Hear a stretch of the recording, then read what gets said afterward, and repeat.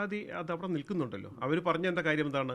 അവർ ഹേമ കമ്മിറ്റിയുടെ മുമ്പിൽ മൊഴി കൊടുത്ത ആ മൊഴിയല്ല ആ കമ്മിറ്റിയുടെ കണ്ടെത്തലുകൾ എന്ന രീതി പുറത്തു വരികയാണെങ്കിൽ അപ്പം എലിഞ്ചിയുടെ ആവലാതി അവിടെ നിൽക്കുകയാണ്. പക്ഷേ പരമോന്നത നീതിപീഠം എന്താണോ വിധി കൽപ്പിച്ചത് അത് നമ്മൾ അനുസരിക്കുമെന്ന് മാത്രമേ ഉള്ളൂ. ഞാൻ ആ വിധിയെ അംഗീകരിക്കത്തുള്ളൂ. ഞാനൊരു ഇന്ത്യൻ പൗരൻ രീതിയിൽ കോടതിയുടെ അന്തിമ വിധി എന്തോ അത് നമ്മൾ അനുസരിക്കുമെന്ന് മാത്രമേ ഉള്ളൂ.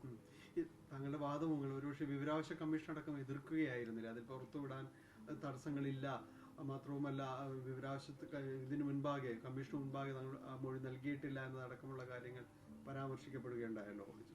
അല്ല, അത് കഴിഞ്ഞ ദിവസങ്ങളിൽ WCC അംഗങ്ങൾ ഇപ്പോൾ ഭാഗ്യലക്ഷ്മി തന്നെ അല്ലെങ്കിൽ മറ്റ് പല ആൾക്കാരും പറഞ്ഞിട്ടുണ്ട്, സിനിമാ മേഖലയിൽ 66 പേരുടെ മൊഴിയെ അവരെടുത്തിട്ടുള്ളൂ. ഇന്നത് 41 പേരെന്നൊക്കെ ഞാൻ മീഡിയക്കകത്ത് കണ്ടു. സിനിമാ മേഖലയിൽ ഞാനും ഇപ്പം ആൾക്കാർ പറയുന്നത് ഞാൻ നിർമ്മാതാവ്, ഏത് നിർമ്മാതാവ് അല്ലെങ്കിൽ സിനിമയുമായിട്ട് എനിക്കുള്ള ബന്ധം എന്നൊക്കെ പല മാധ്യമങ്ങൾ ചർച്ച കണ്ടു. ഞാൻ 2 സിനിമകളിൽ ഞാൻ നിർമ്മാണ പങ്കാളിയും 1 സിനിമ ഒറ്റയ്ക്ക് നിർമ്മിച്ച ആളാണ്. ഒപ്പം തന്നെ 16ഓളം സിനിമകളിൽ ഞാൻ അഭിനയിച്ച ആളുമാണ്.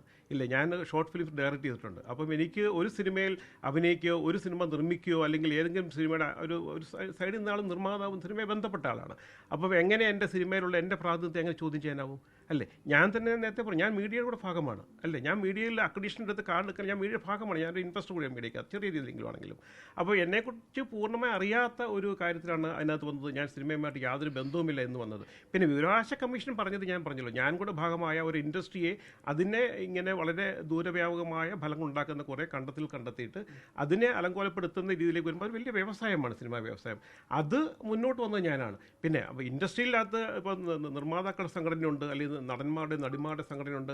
അവർക്ക് വരാൻ എനിക്ക് തോന്നുന്നു ഒരു പരിധി വരെ അവർക്ക് വരാൻ ഒരു സമൂഹത്തിന് മുമ്പിൽ വരാൻ ബുദ്ധിമുട്ടുണ്ടാവാം. കാരണം അവർക്കൊക്കെ ഇത് എന്നെ സ്വകാര്യമായി വിളിക്കുന്ന അപ്പോൾ പലരും വിളിക്കുമ്പോൾ പറയുന്നുണ്ടെങ്കിൽ തന്നെയും പക്ഷേ അവർക്കൊക്കെ മുഖ്യധാരയിലേക്ക് വരാൻ അവർക്ക് താല്പര്യമില്ലായിരിക്കും. പക്ഷേ ഞാൻ എൻ്റെ വ്യക്തിപരമായിട്ട് ഞാൻ എൻ്റെ വക്കീലുമായിട്ട് ആലോചിച്ച് എനിക്ക് തോന്നിയ വികാരമാണ് ഞാൻ ഹൈക്കോടതിയുടെ സിംഗിൾ ബെഞ്ചിലേക്ക് ഒരു ഹർജിയുമായിട്ട് പോയത്.